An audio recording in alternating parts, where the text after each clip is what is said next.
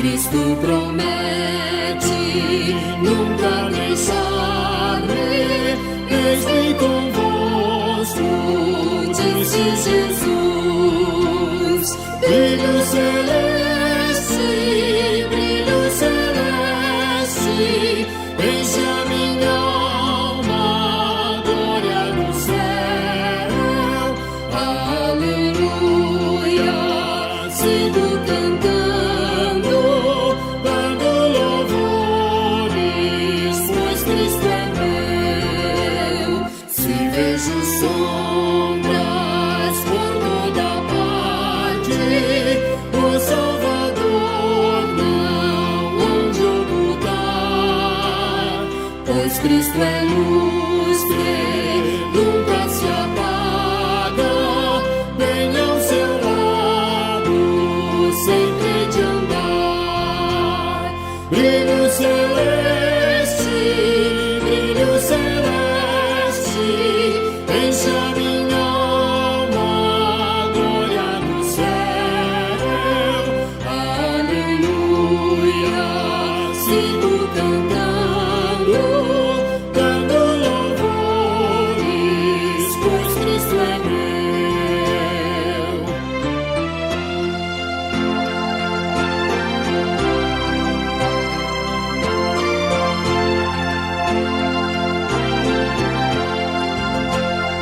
A luz bendita me vai guiando em meu caminho para a mansão, mais e mais perto, seguindo o Mestre, ouço o gozo da salvação. Brilho celeste, enche a minha alma, glória no céu, aleluia. Sigo cantando, dando louvores, pois Cristo é meu.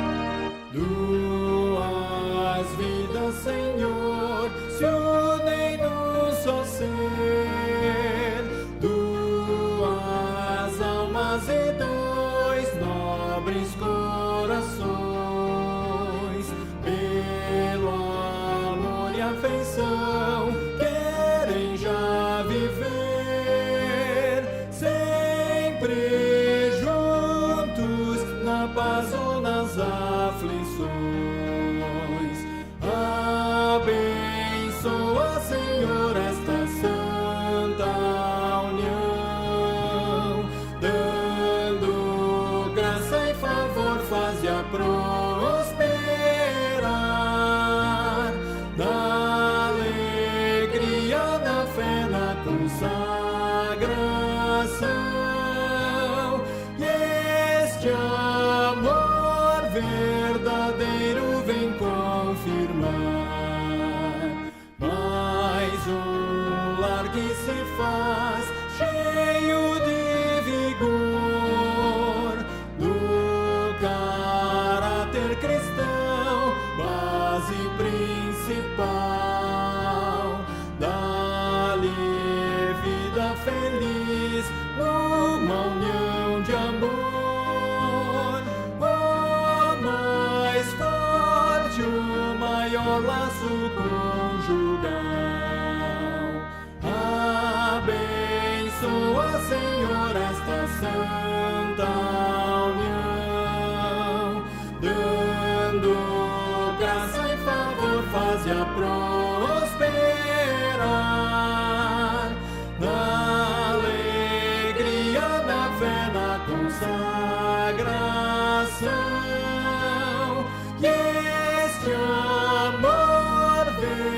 verdadeiro vem confirmar.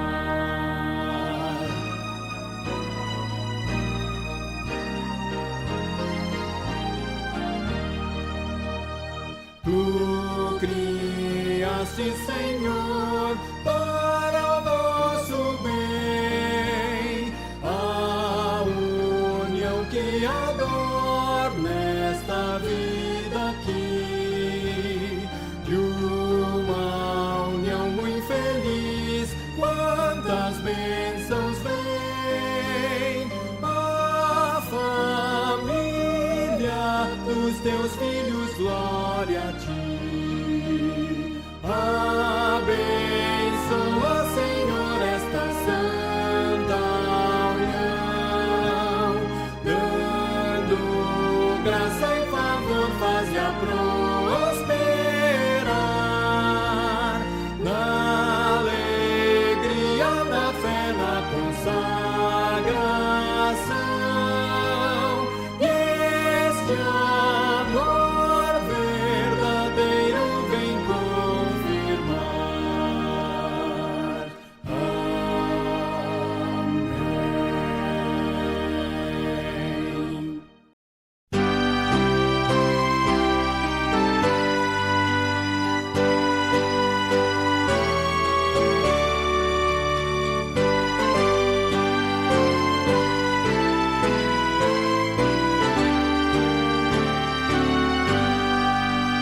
Preciosas as palavras de Jesus, eterno Rei.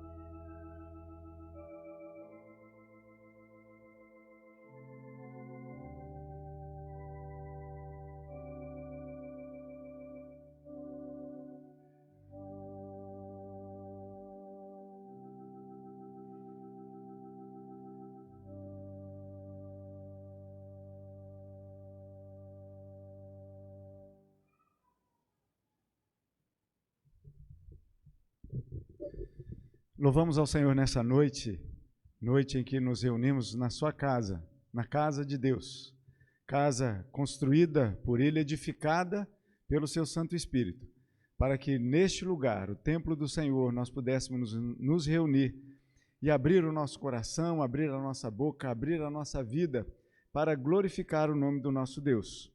E o Salmo de número 113, e eu convido você a se colocar de pé nessa hora, e nós vamos ler juntos este salmo com seus 9 versículos, que começa dando um aleluia ao Senhor, dizendo, e você lê comigo, aleluia, louvai servos do Senhor, louvai o nome do Senhor, Bendito seja o nome do Senhor, agora e para sempre.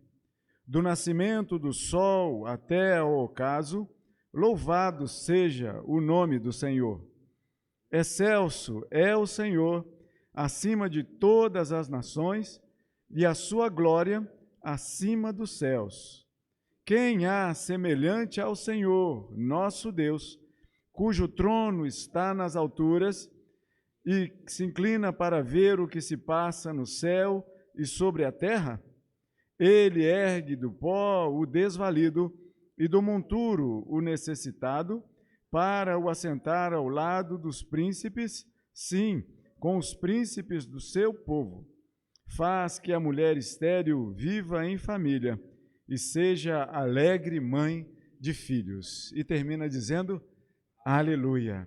Aleluia ao nosso Deus, aleluia ao Senhor que nos trouxe até aqui nesta noite, ao nome que deve ser louvado e engrandecido acima de todas as coisas, porque não viemos aqui à toa, não viemos aqui somente pela comunhão que é deliciosa, mas a gente veio aqui para termos comunhão com o Altíssimo, aquele que o salmista acabou de dizer que ele é excelso, acima de todas as coisas. Vamos orar agradecendo a Ele, adorando o Senhor na beleza da sua santidade?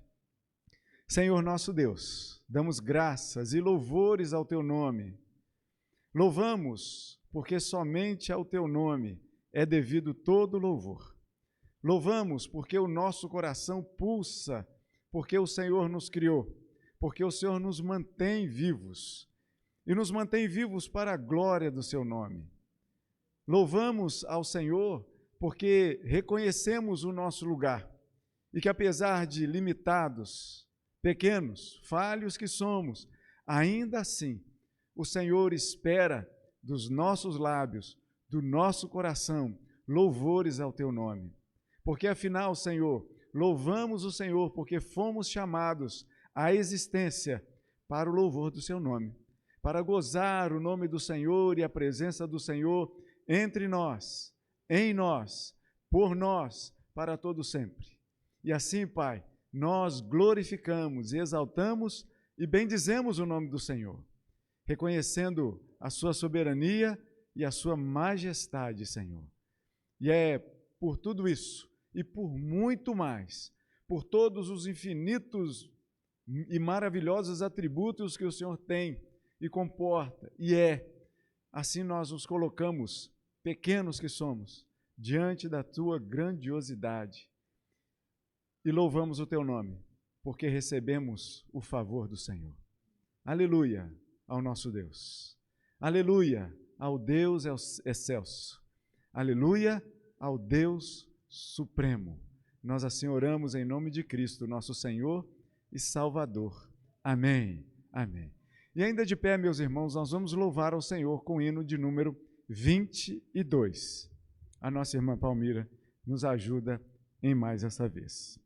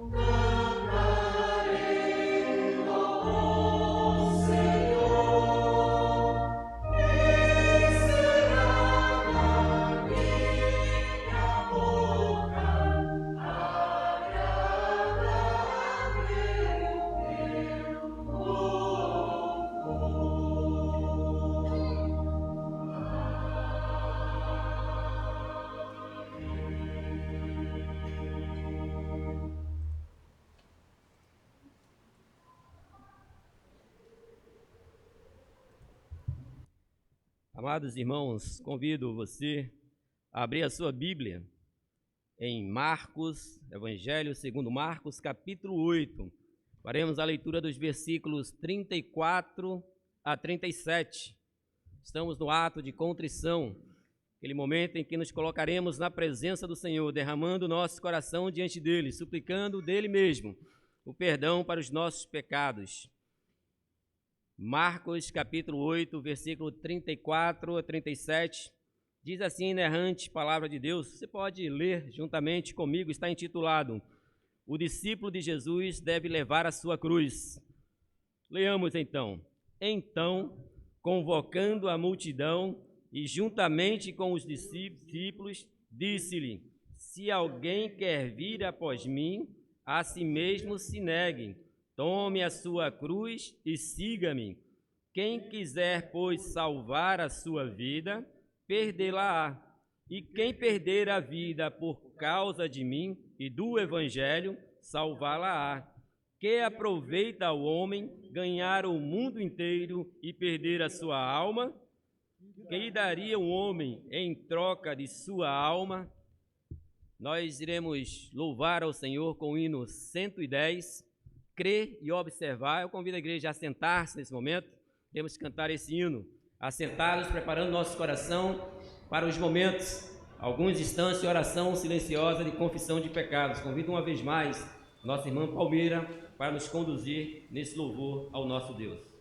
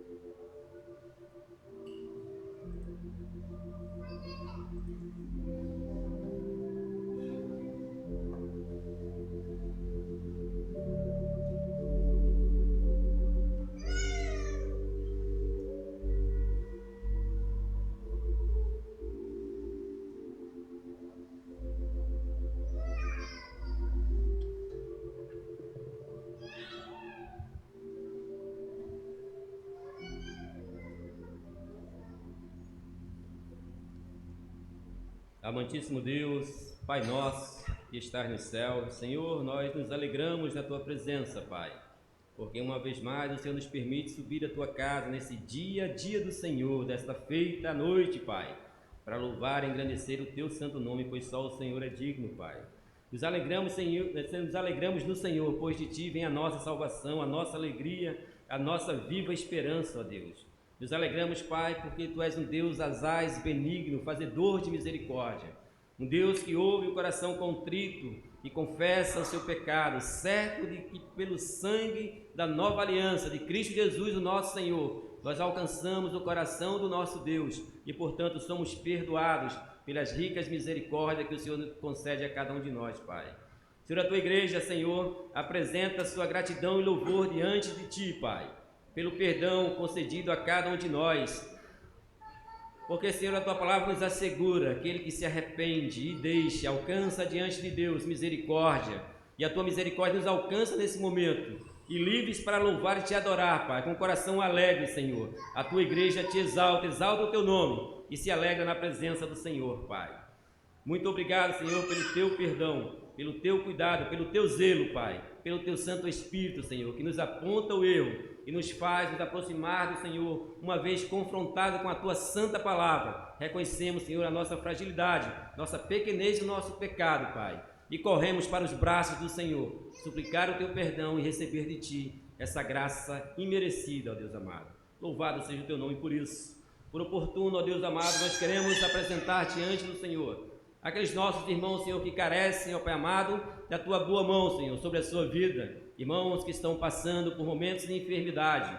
Irmãos, Senhor, que carecem, Senhor, ó Pai, que Tu afogues o leito, que o Teu Santo Espírito permeie seu coração, de forma que eles, Senhor, a cada dia sejam fortalecidos no Senhor, e que nesse tempo eles compreendam, entendam, e a sua viva fé esteja no Senhor, certo de que não importa qual o momento, o Senhor cuida de nós. É promessa do Senhor: eis que estarei convosco todos os dias da tua vida, e habitarei, Senhor, e nós habitaremos para sempre diante do Senhor, Pai.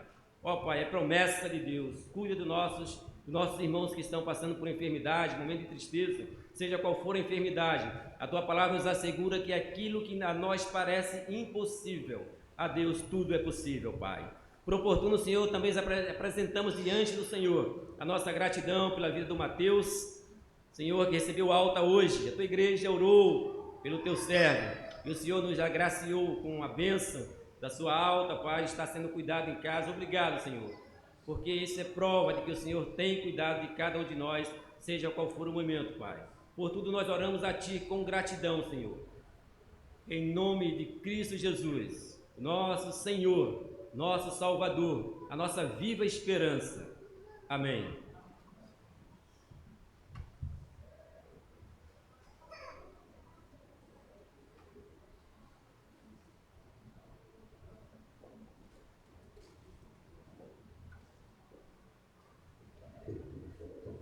Perdoados, lavados, estamos diante do Senhor.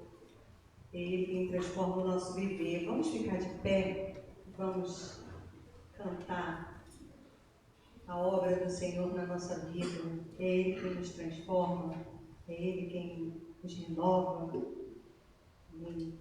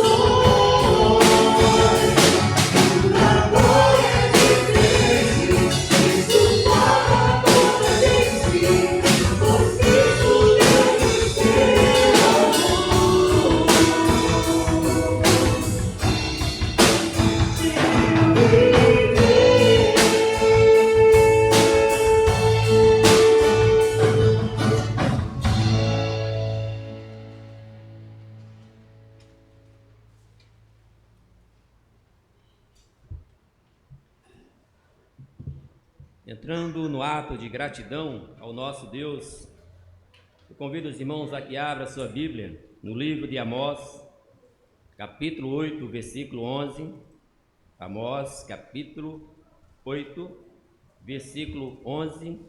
Apenas o versículo, nós iremos ler juntos, leitura em uníssona. Diz assim a inerrante palavra de Deus: Eis que vem dias, diz o Senhor Deus, em que enviarei fome sobre a terra, não de pão, nem sede de água, mas de ouvir a palavra do Senhor. Amém.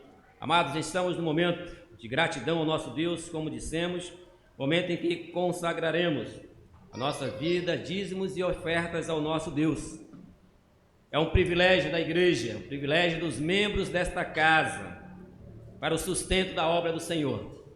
Você que está nos visitando nesta noite, não sinta-se constrangido a participar desse momento, mas se você veio preparado e deseja fazer isso, faça com alegria. A palavra do Senhor diz que Deus ama a quem dá com alegria.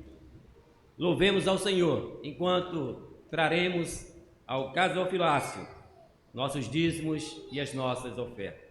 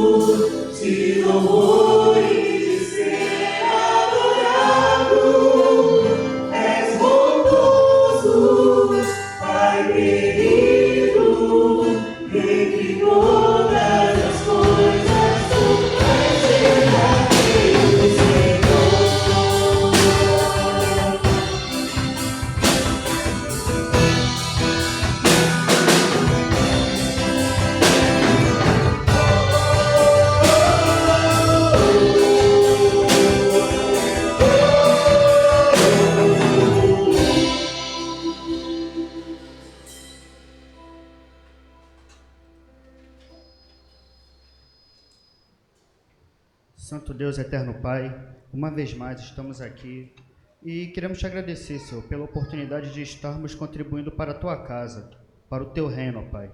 Abençoa a vida de cada um aqui, Senhor, de cada dizimista, cada ofertante, cada membro que se faz presente, de cada membro da IPIG, Senhor. Que nunca venha faltar nada em nosso lar, Senhor, que venhamos sempre prosperar, ó Pai. Que na nossa casa, no nosso lar, sempre venha ser feita a tua vontade, Senhor, pois sabes da necessidade de cada um aqui. Que seja feita a sua vontade. Perdoa cada pecado nosso, cada pensamento, Senhor. Em nome de Jesus, te agradecemos uma vez mais. Amém. Ao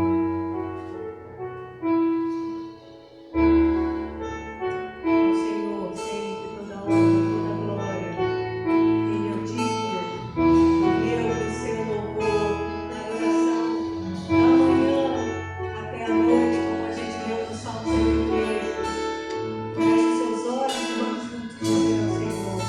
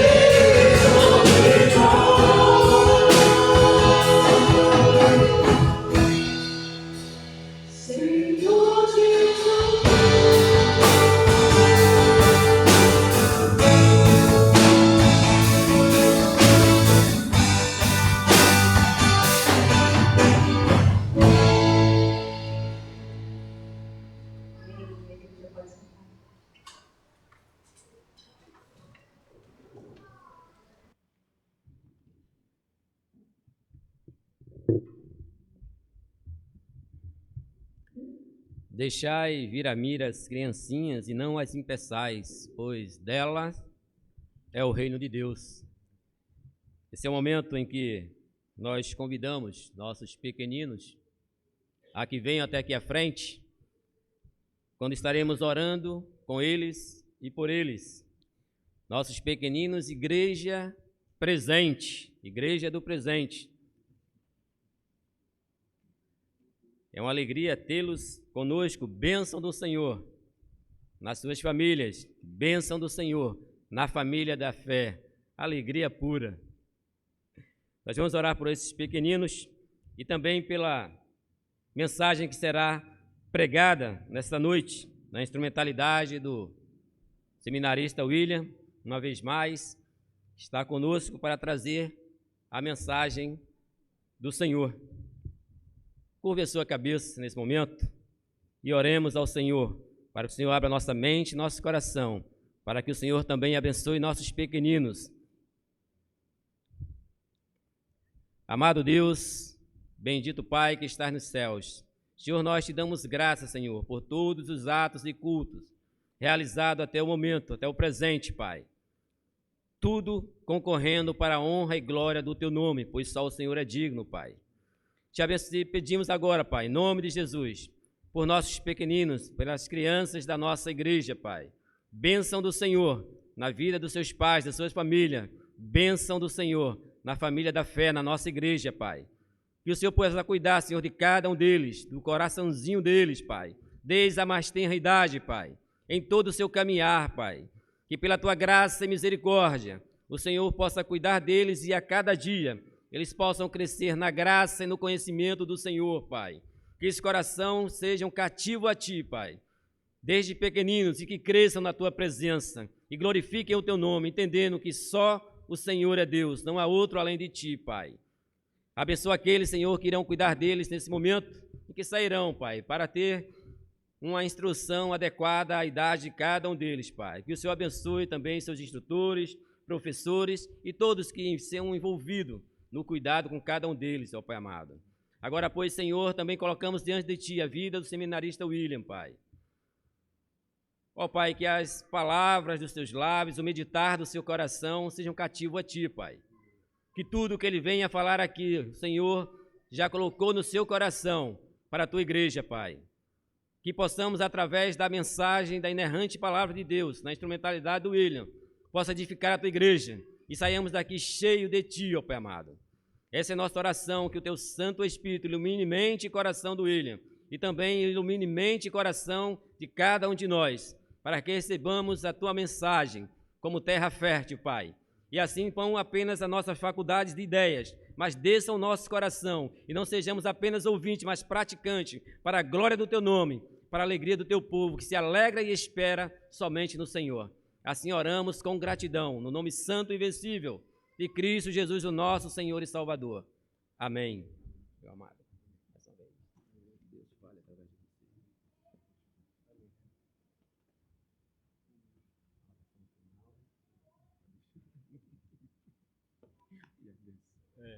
Meus irmãos, graça e paz da parte do nosso Senhor Jesus Cristo.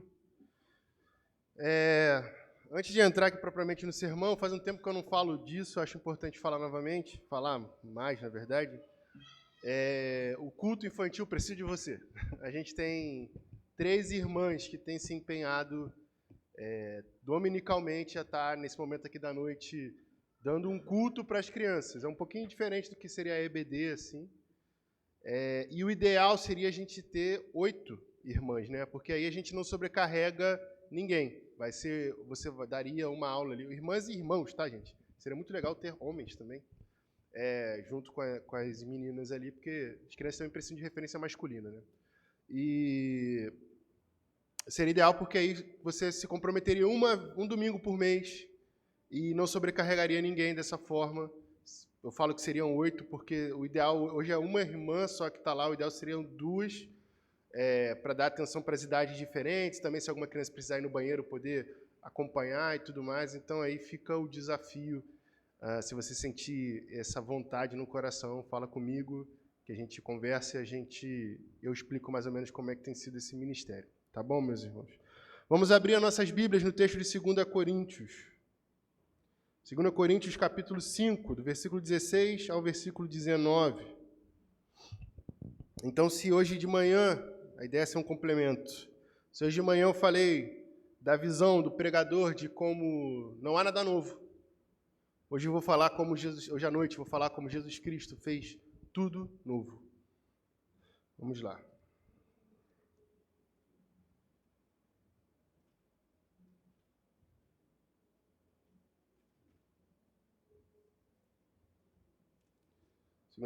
Coríntios, capítulo 5, do versículo 16 ao versículo 19. Aqueles irmãos que podem ficar de pé, eu convido a ficar de pé. Diz assim a palavra inerrante de Deus. Assim que nós, daqui por diante, a ninguém conhecemos segundo a carne, e se antes conhecemos Cristo segundo a carne, já agora não o conhecemos deste modo. E assim, se alguém está em Cristo, é a nova criatura. As coisas antigas já passaram, eis que se fizeram novas. Ora, tudo provém de Deus, que nos reconciliou consigo mesmo, por meio de Cristo, e nos deu o ministério da reconciliação, a saber, que Deus estava em Cristo, reconciliando consigo o mundo, não imputando aos homens as suas transgressões, e nos confiou a palavra da reconciliação. Assim diz a palavra de Deus, a igreja pode se assentar.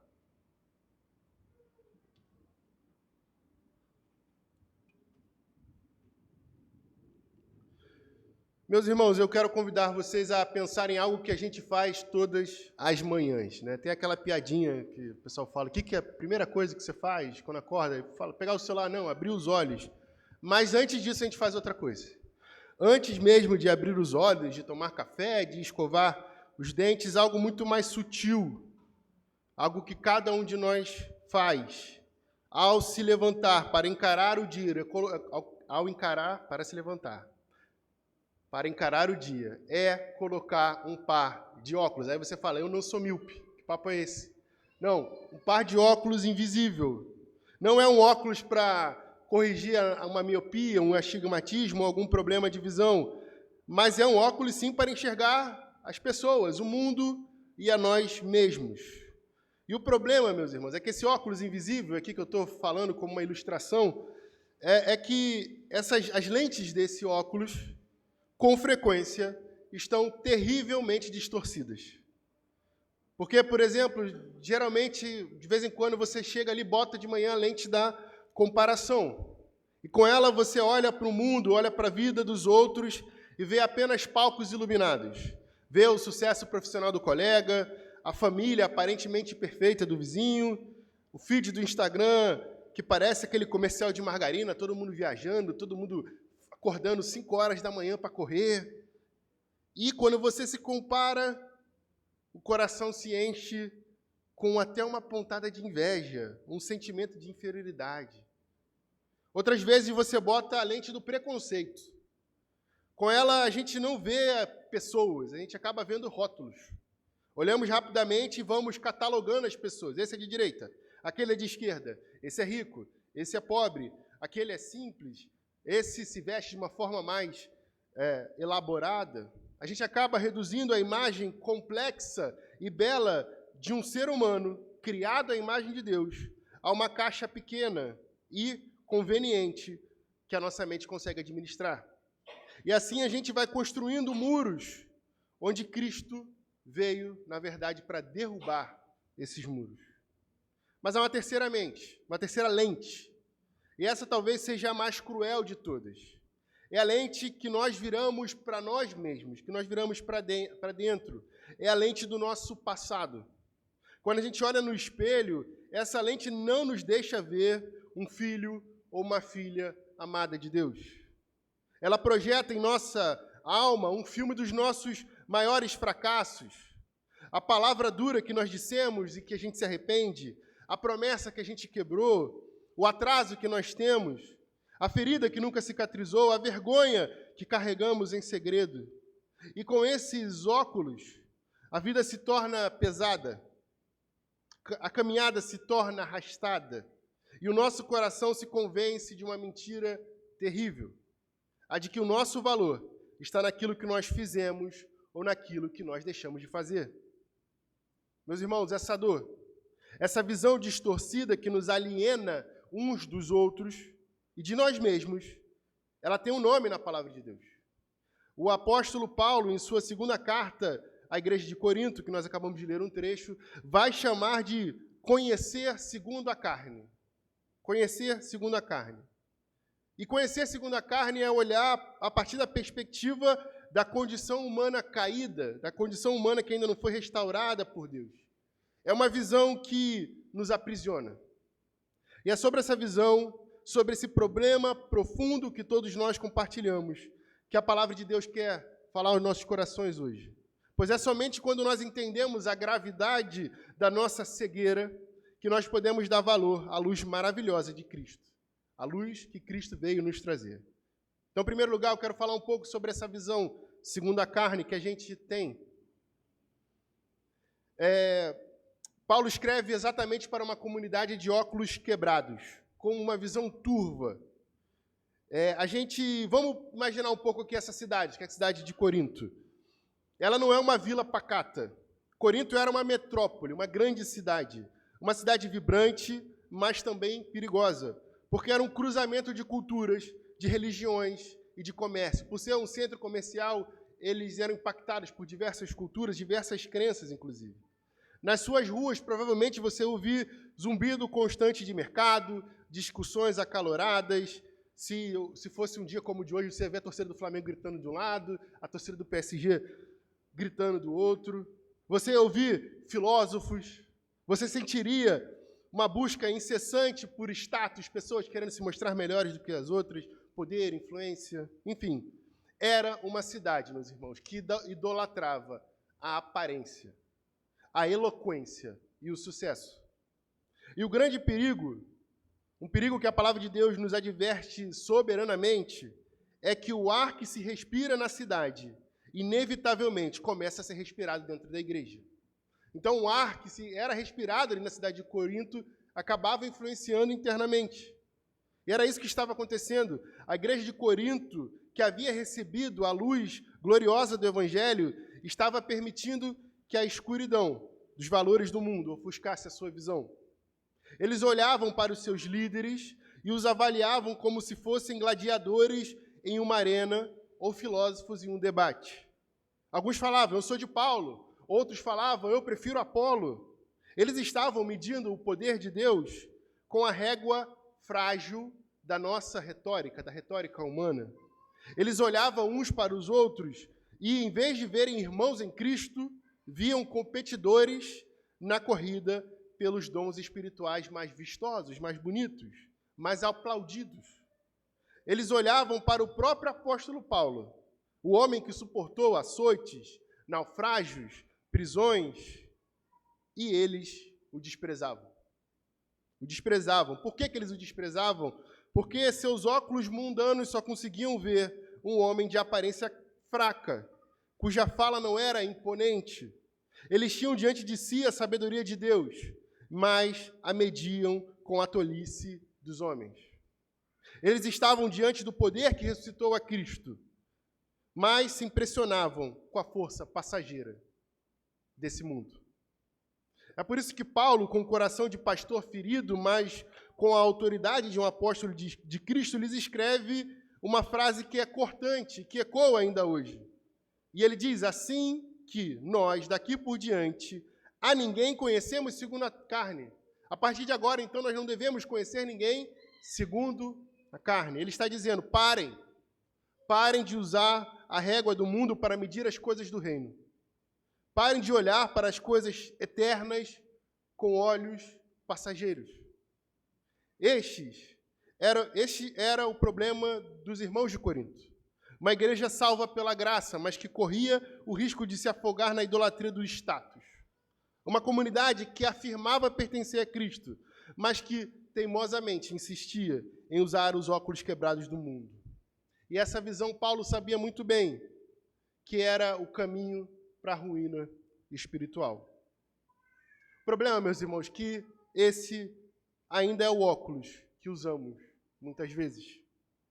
Seria até confortável a gente parar ali em Corinto e falar, não, isso ficou lá naquela igreja. Seria fácil para nós a gente falar assim, nossa, que gente superficial, como puderam ser tão carnais. Mas a palavra de Deus, meus irmãos, não é um espelho para os outros, é um espelho para nós mesmos.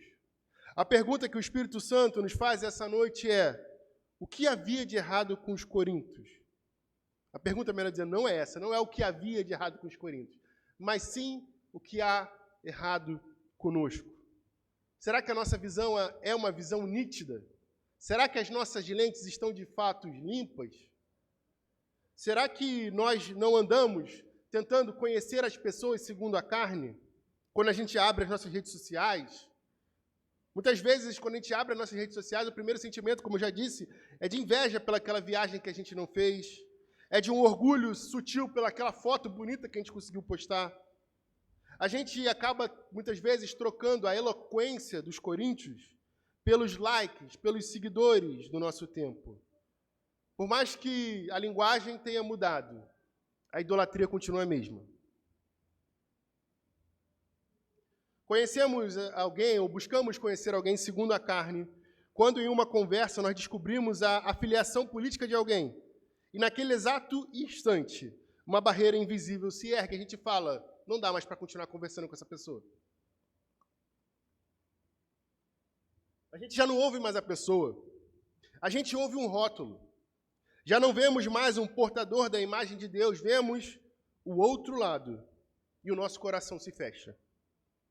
Nós buscamos conhecer alguém segundo a carne, quando dentro da família a gente olha para um filho, para um pai, para um cônjuge, não com os olhos da graça, mas com a lente das falhas passadas.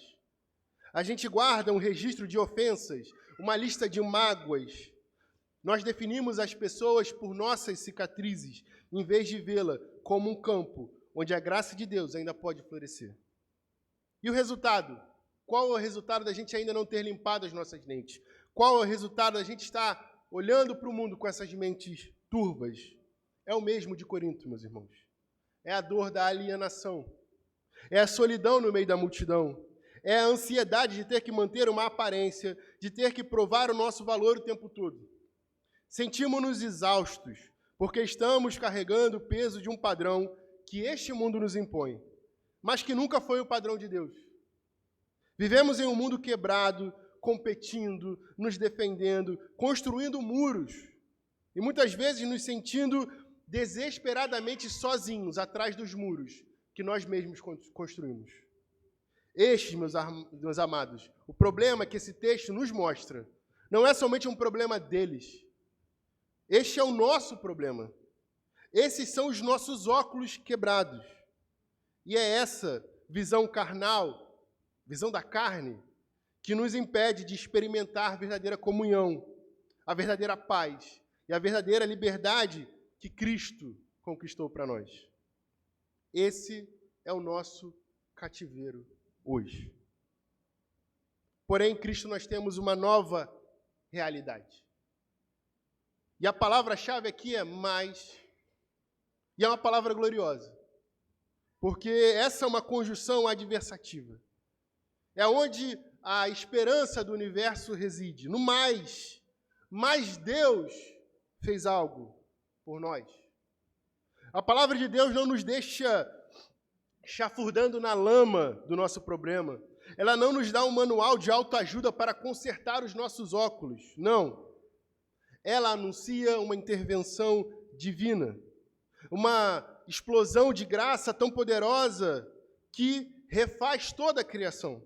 Ouçam a proclamação do apóstolo Paulo, a pedra fundamental da nossa fé. E ele diz lá no versículo 17, e assim, se alguém está em Cristo, é nova criação. As coisas antigas já passaram, eis que se fizeram novas. Sintam o peso dessa verdade, irmãos. Não é ele será uma nova criação no futuro. Ele é uma nova criação no presente. Não é um projeto futuro, é uma realidade presente. Não é uma pequena reforma, uma maquiagem espiritual. É uma recriação, uma nova criação. O mesmo poder que disse haja luz e se fez luz, é o mesmo poder soberano que age em nós e nos faz ser novos, nos faz nascer de novo. De onde vem essa maravilha? Do nosso esforço, da nossa decisão, do nosso mérito? Não, Paulo é enfático. E aqui está o coração do Evangelho, a doutrina que nos liberta. No versículo 18 ele diz: tudo isso provém de Deus. É dele. A iniciativa, o plano, o poder, a execução, a glória, tudo provém de Deus. E qual foi a ação de Deus? Ele nos deu um sermão? Ele nos deu uma lei mais clara? Não. Ele fez o impensável. Ele nos deu a si mesmo. Paulo continua dizendo que nos reconciliou consigo mesmo por meio de Cristo. Reconciliação, meus irmãos. Pensem nessa palavra. Reconciliação. Reconciliação é o ato de transformar inimigos em amigos. Nós que por nossa natureza, por nossas escolhas, éramos hostis a Deus, fomos trazidos para perto dele. Nós que havíamos virado as costas para Deus, fomos abraçados por ele. Como isso é possível? Será que Deus simplesmente ignorou os nossos pecados? Não, na verdade não. Ele os levou mais a sério do que nós jamais poderemos levar. No versículo 19, Paulo então continua dizendo: Deus estava em Cristo, reconciliando o mundo, não lhes imputando os seus pecados. Ele não deixou para lá, meus irmãos. Ele não imputou esses pecados na nossa conta, porque ele creditou esses pecados em Cristo Jesus, na cruz. Naquele madeiro, nosso Senhor Jesus Cristo vestiu os nossos óculos quebrados. Ele levou sobre si a nossa visão distorcida, a nossa alienação, a nossa condenação, para que nós pudéssemos receber seus olhos, a sua comunhão e a sua vida. É por isso, e somente por isso, que as coisas antigas, a condenação, os rótulos, o passado que nos assombra, é somente por isso que tudo já passou. Deus em Cristo quebrou os velhos óculos. Ele não apenas nos perdoou, ele nos fez novos. E agora, meus irmãos, se a história terminasse aqui, essa já seria a maior notícia do universo, mas isso impacta a nossa vida. Isso tem que nos fazer viver diferente, afinal de contas, se a gente tem pego um óculos turvo para olhar para o mundo, a gente tem que saber que Deus nos deu um óculos novo, uma vida nova. Em Cristo, meus irmãos, nós somos nova criação. Nós somos perdoados, nós somos amados, nós somos reconciliados com Deus Todo-Poderoso. Poderíamos cantar louvores pelo resto da vida, com razão. Mas o Evangelho é radical, meus irmãos. Deus não nos salva do mundo. Ele não nos salva para nos enviar, Ele não nos salva para nos tirar do mundo, mas Ele nos salva para nos enviar de volta ao mundo, com uma nova identidade, com uma nova visão, com uma nova missão. Ouça com atenção o que o apóstolo Paulo diz. Ele vai falar que há uma consequência direta da reconciliação que nós recebemos. No versículo 18, ele vai falar que Deus, Jesus Cristo, nos deu um ministério, que é o ministério da reconciliação. Pensa nisso. Ele não deu aos pastores esse ministério. Ele não deu aos seminaristas, aos missionários. Não, ele nos deu. Ele deu a você que é estudante, a você que é dona de casa, a você que é aposentado.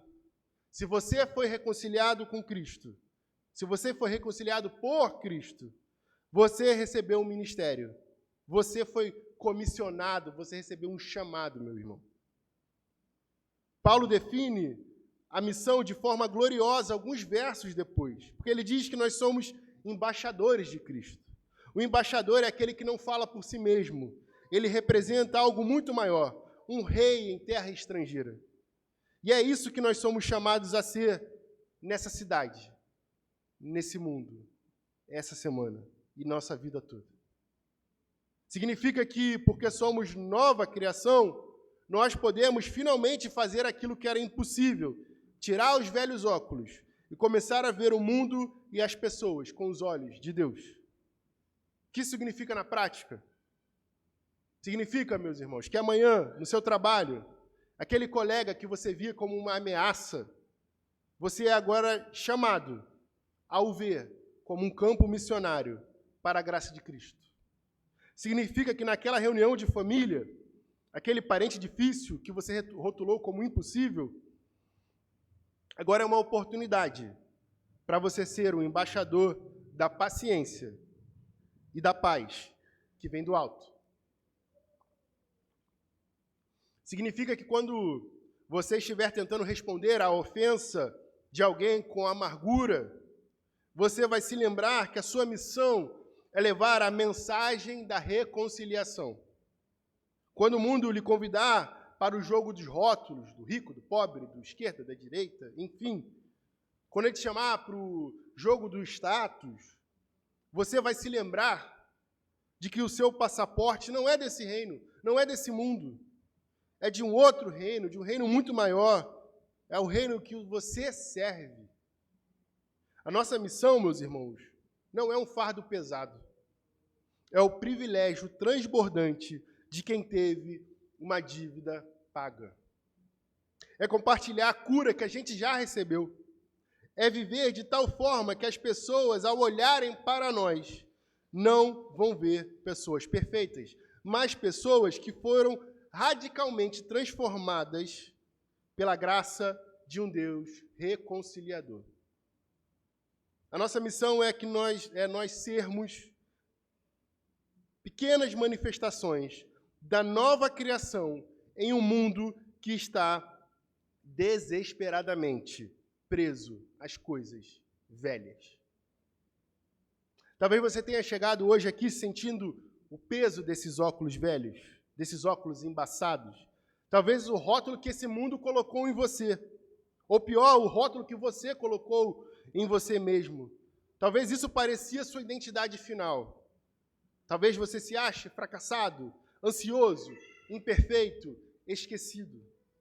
Mas a verdade gloriosa do Evangelho, a verdade que 2 Coríntios 2:5 nos diz, é que em Cristo seu velho rótulo foi rasgado na cruz do Calvário. A sua identidade não é mais definida pelo seu passado, mas pela graça soberana de Deus, que olhou para você e declarou: nova criação. Você não é mais um prisioneiro da alienação. Você foi reconciliado com o Pai. E porque você foi reconciliado, você é chamado. Você agora é um embaixador de Cristo.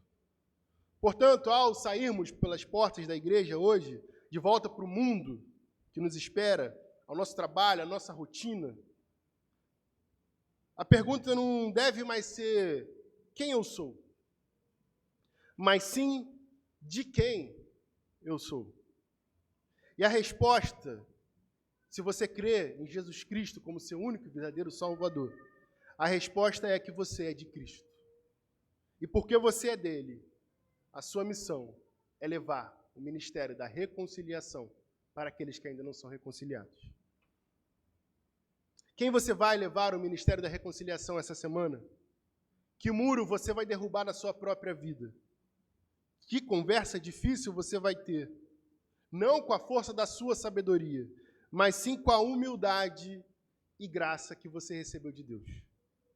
Não saia daqui hoje somente com informações. Saia daqui com transformação. Eu falei disso na EBD.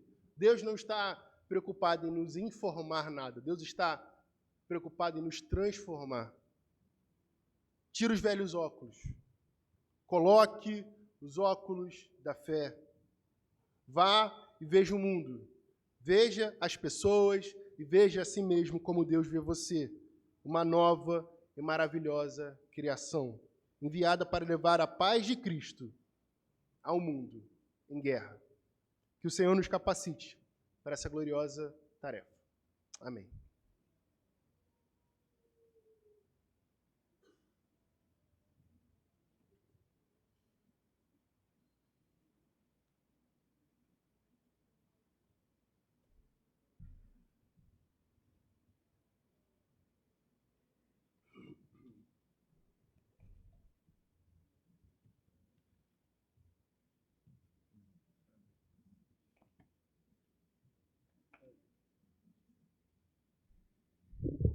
Meus irmãos, vamos colocar de pé, depois de ouvirmos uma mensagem tão impactante, tão boa, tão transformadora, e por que não dizer tão reconciliadora. Fiquei feliz em ter chegado com o tempo de estar aqui. Estávamos em retiro com a família do Atevaldo, nos seus 80 anos, mas pela graça de Deus a gente conseguiu adiantar o horário lá um pouquinho da saída e chegamos em tempo para estar aqui. E eu louvo ao Senhor pela oportunidade bendita que Ele me deu de não ter arriscado me atrasar e ter me comprometido com o sermão de hoje. Por isso, o nosso seminarista ficou a cargo aí dos 2 sermões, né, de manhã e à noite, para ele sentir já um gostinho como é que é. Mas pela graça de Deus, o que a gente ouviu hoje foi realmente desafiador, reconciliador, porque a gente toma conhecimento disso de novo, mas nunca é demais lembrar isso, né? E nos dá uma tarefa, de que da mesma forma como recebemos a reconciliação, vamos abrir os olhos daqueles que ainda não receberam. Logicamente, quando eu digo abrir, é o Senhor agindo através da nossa reconciliação. Vamos orar e vamos receber a bênção? Senhor nosso Deus, nós damos graças e louvores ao Teu nome. E Te agradecemos, Senhor, porque o Senhor tem cuidado de nós. E que bom saber, Pai, que o Senhor não somente nos reconcilia, mas o Senhor se mantém ao nosso lado, nos guiando, nos direcionando, nos orientando, nos exortando, nos chamando a atenção, cuidando de nós, como um bom Pai que o Senhor é. Te agradecemos, Pai, pela ação renovadora, transformadora de Cristo Jesus na nossa vida. E te agradecemos, por fim, Pai, pela ação incessante do Espírito Santo de Deus em nós, para que verdadeiramente possamos sair a este mundo, mostrando a este mundo que somos pequenos, mas somos reconciliados com Cristo. Temos uma nova identidade neste mundo no qual nós somos passageiros. E que bom, nessa passagem aqui por esse mundo, poder contar com a graça do Senhor derramada sobre a nossa vida, na vida dos reconciliados com Deus. É assim a nossa oração que fazemos em nome de Jesus, o nosso Senhor. Amém. E que a graça do nosso Senhor e Salvador Jesus Cristo, o amor de Deus, o nosso eterno e único Pai, e as consolações, o fruto e a direção do Santo Espírito do Senhor, repouse sobre a sua vida, meu irmão, minha irmã, queridos de Deus, sobre a sua casa e a sua família, e sobre todo o povo de Deus, espalhado pela face da terra, não somente hoje, mas pelos séculos dos séculos. Amém.